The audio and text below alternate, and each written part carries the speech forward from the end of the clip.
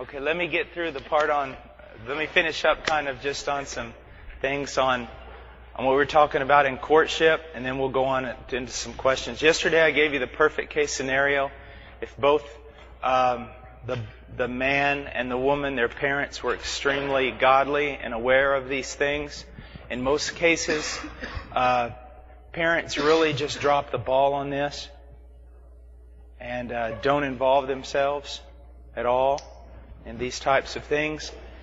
Again, I would recommend a book, Her Hand in Marriage. I think it's by either Douglas or Nancy Wilson. Her Hand in Marriage is a wonderful book that describes some of these things that I've been talking to you about. But let's look at some less than perfect case scenarios. Let's say that the young man has gone off to college and he's a gazillion miles away from his parents, and the young girl is also at college, a gazillion miles away from her parents and the authority of her father. And so what then? Well, it's a predicament, a great predicament, that and someone could argue for and against many things that are involved with someone going away to college. But I think that in that case, what ought to be done is this. Once you move away from home as a Christian, you will become involved in a biblical fellowship somewhere, in that place where you are living. If you're not, you're in disobedience. And if you continue in that, it's evidence that probably you've never come to know Christ. A genuine work of salvation's never been done in your heart. But if you're a genuine Christian and you leave home, you're going to find another fellowship. And in finding that fellowship, there's a thing throughout the New Testament, we don't have time to go into it, but it's pastoral authority of elders. In the New Testament, there wasn't just a main pastor. In the New Testament, there were elders, a multiplicity of elders, men who pastored the church together, that shepherd the people of God. Shepherding means more than doing administration. As a matter of fact, administration is a very small part of shepherding and the pastoral work. But because our ideas of church have become so you could say twisted. Usually a church is built upon a pastor who preaches, spends a lot of time doing administration, worrying about the windows and whether or not the grass gets cut.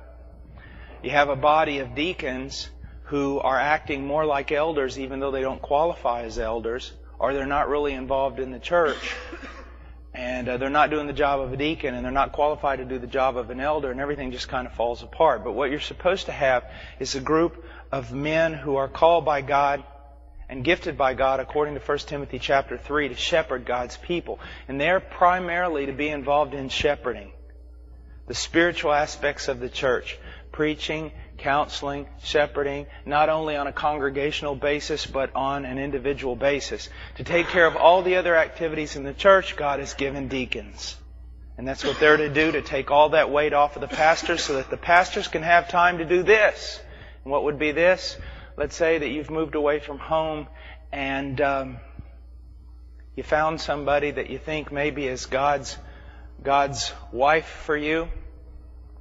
And you call your father. He's a long distance away. He can't really get it as involved as he would like to. She calls her parents possibly. And there's just, the parents are too far away. So hopefully you're in a local congregation with biblical elders who are going to get involved. And you go to your father, yes, you call him on the phone, you even have him come down to the university or whatever. But you also have, in his absence, godly elders in the church to whom you're going to go, and they can counsel you. And not only can they counsel you and fulfill the role of a father, in a sense, but they can also set up the parameters for your courtship and set the rules down. Primarily the main rule, which is you shall never be alone with that girl until the day you marry her. And so you're allowed to get together, you're allowed to do things, but never to be concealed alone so that you might fall. And that's in a less than perfect situation. heard a man say something a while back, and it was very, very interesting. The way he said it was very, very funny. He was talking about setting parameters for his son and helping him through this period and everything. And someone asked him, said, well, don't you trust your son? And the father goes, well, no, I don't trust my son. My son knows I don't trust him. She said, well, what kind of relationship was that? He goes, I don't trust me, and my son knows that. It's not a case of, don't you trust me to be alone with a girl? The answer is, God doesn't even trust you to be alone with a girl. And that's why He builds parameters around it and says, don't do it.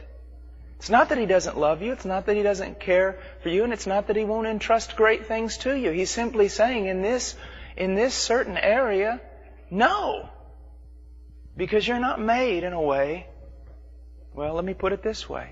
You're alone with a girl enough time that you're attracted to, you will fall. You will. Some of you already have proved that. You will. No matter how much you pray, no matter how much you fast, no matter how much you read the Word, no matter how many Christian concerts you go to, you won't remain pure.